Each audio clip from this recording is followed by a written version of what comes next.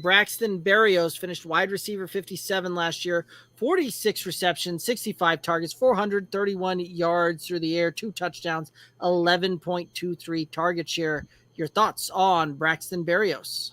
Barrios was set to be a free agent, and I really think that Zach Wilson knocked on everybody's door and saying, "Hey, I'd like this guy back." Like I feel like this is one of Zach Wilson's guys, and it's not that his stats blow you out of the water, but he is extremely serviceable. He's really sure-handed. Zach Wilson did seem to trust him as the season went on.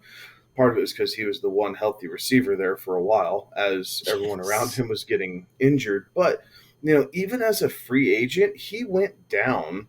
I think they all went down to Florida, and as a free agent, he went down to train with the Jets. Like, you have to be pretty certain, right, that you know where you're going to end up and with the people around you. If a wide receiver room from a specific team is going down, and yes, you were a part of them, but at the moment you are a pending free agent, and he still went down to go run routes and train with everybody. He's a depth piece, right? Like, he's not a guy that I'm searching after. He's number 4 on this depth chart any way you spring it, right? Like, you have Wilson, you have Moore, you still have Corey Davis, and then you have Barrios. Like, I'm not quite sure how he sees enough volume to walk his way up to wide receiver 3 territory unless he goes bananas with touchdowns, and there's no way to predict that.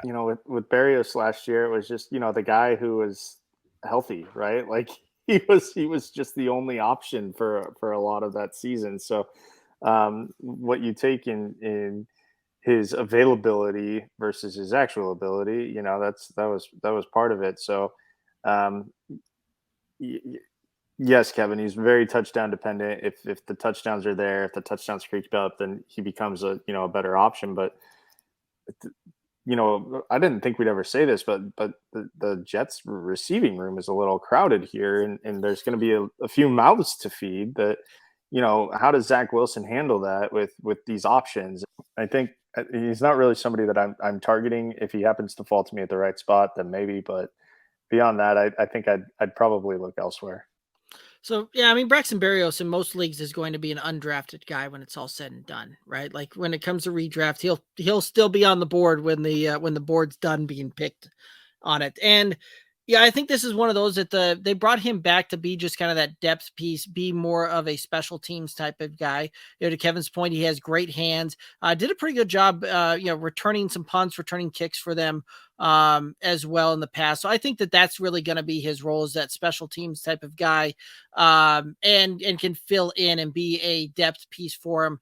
But even last year when they were depleted at wide receiver, you didn't see his snap count for the season really tick up above about 50%. So I don't know that you're going to see him be anything more than a depth piece. And that's how I'm going to kind of treat that one.